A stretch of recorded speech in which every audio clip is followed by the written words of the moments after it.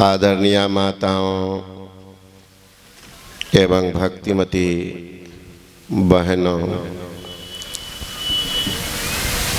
एक माई दही बेचने गई थी। एक सज्जन ने पूछा कि माई दही कैसी है? मैया ने कहा कि बाबू चीनी मिला के खाओ, बड़ी मीठी लगेगी। वही हमारे विद्वान संचालक है, मैं तो इनकी स्फुरना को नमन करता हूँ कि इतना जल्दी इनको कैसी स्फुरना होती, तुरंत कविता का रूप धारण करवा देते हैं। इसमें तो जिनको योग्यता नहीं है ना, वो भी सोचेगा हम बहुत उचका बर्फ के जैसी हमारे में क्षमता नहीं, उससे कई गुना हो करके बढ़ा करके आप लोगों को सुना रहे हैं। वस्तुतः ये सारा ज्ञान एक ही है कि मुझे गुरु महाराज का सानिध्य मिला। सौभाग्य ये बात की है, सौभाग्य। जो ब्रह्म को किसी ने देखा नहीं, लेकिन ब्रह्म की प्रतिमूर्ति को मैं देखा इस आंख से। सुनता हूं महापुरुषों की जीवनी पढ़ता, लेकिन गुरु महाराज के जीवन में लीला को देखने को मिला था। समर्थ रामदास जी महाराज सामर्थवान थे। नाम कैसे लग गया? उनका नाम था रामदास। मां के परम भक्त, तो वैरागवान थे बचपन से।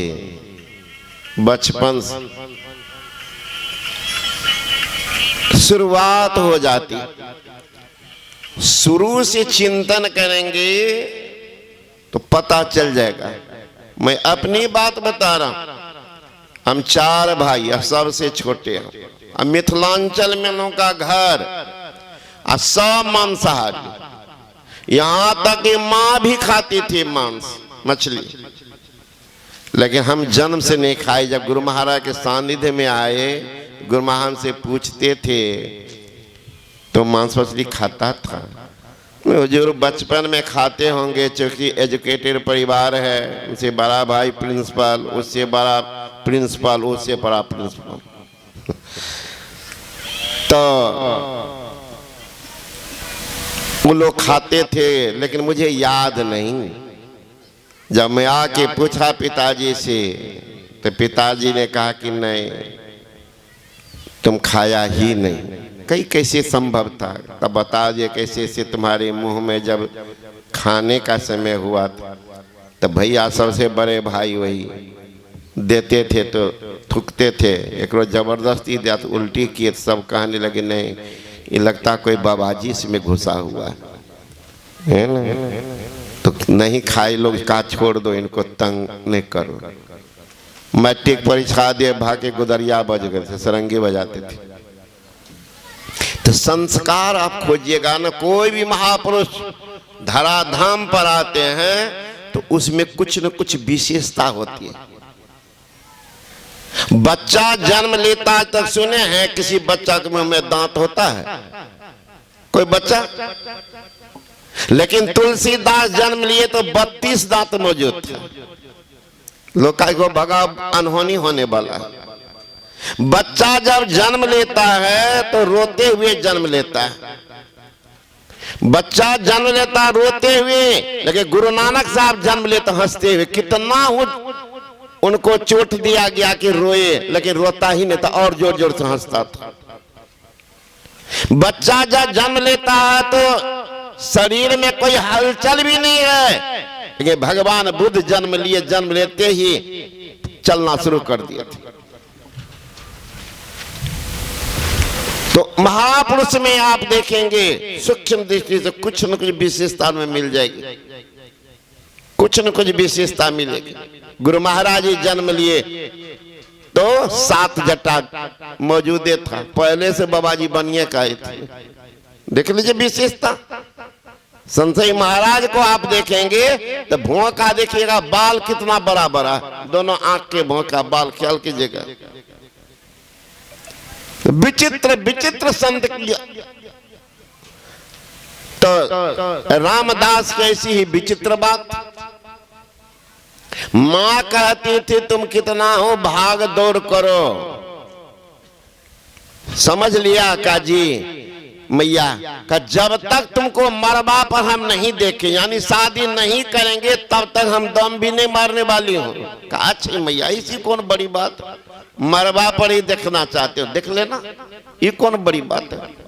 बड़ा होने जब उम्र का हो गया, शादी का बातचीत हो गई फाइनल, माँ को बोली कि मरबा पर न देखना चाहती है। सूक्ष्म बात मैया क्या जाने। कहा बेटा का ठीक है मैया मरबा पर देख लेना।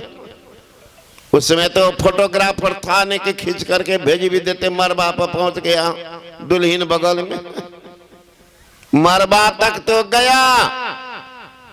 रामदास का मैं आता हूं बाहर से, तो सोचा जा रहा लघु शंका करने या कोई और, भागा तो भागा ही रह गया, भागा ही रह गया। तो मैया कहती तुमने क्या कर दिया, का क्या बोल दिया, तुम बोली मरबा पर, तो वहां तो गए ही, कपर फोड़ी साली नहीं हुआ, यही ना, मरबा पर तो गए ही, वहीं तक न तुम्हारा था। बैठ करके टेकला की गुफा में ध्यान क्या करते थे, टेकला। उसी नगर में एक लड़की थी जिसका नाम था अन्नपूर्णा। शादी होके आई थी, पति मर गए। तो समाज का नियम है सारे लोग उनको कोई बांस कोई और तैयारी करने लग। वो बेचारी रो रही थी, तो कहा ठीक है, लेकिन देखिएगा आप लोग इनको जल्दी आग नहीं दीजिएगा, चूंकि मैं इनके साथ रह गई हूं कुछ दिन, मेरा सतीत्व तो अब नहीं है, इसलिए मैं इनके साथ सती भी हो जाऊंगी। पतिव्रता को सुख घना जाके खसम है एक, मन मैली व्यभिचारनी जाके खसम अनेक।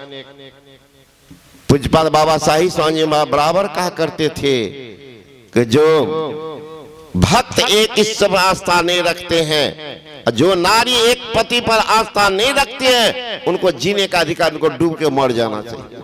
पढ़िएगा बाबा साहिब स्वामी महाराज के प्रवचन।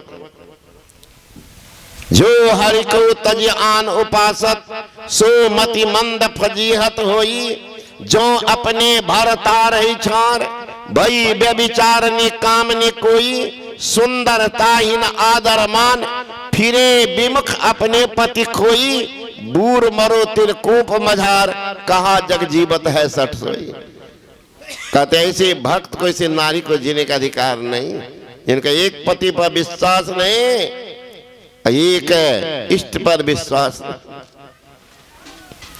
72 जगह दौड़ो, उस बाबा जी के पास, उस बाबा जी के पास में एक तो दवाई बता दिया करना, फिर वो बाबा जी पूछेगा, बाबा जी वो बता दिया, फिर वो बाबा जी पर विश्वास है उसका ठीक होगा, वो संतोष से नहीं, कहां कहां दौड़ गए। वो लड़की कहती है अन्नपूर्णा कि मैं उनके साथ साथी हो जाऊं। का ठीक, लाश लेके चले गए शमशान घाट। अभी लड़की रोती बिलखती चली, सुसंजोग कहते उसी का नाम, कहते संजोग से मिल गया। संजोग कराने वाला कौन था, उनको पहले जाना किसने संजोग कर दिया।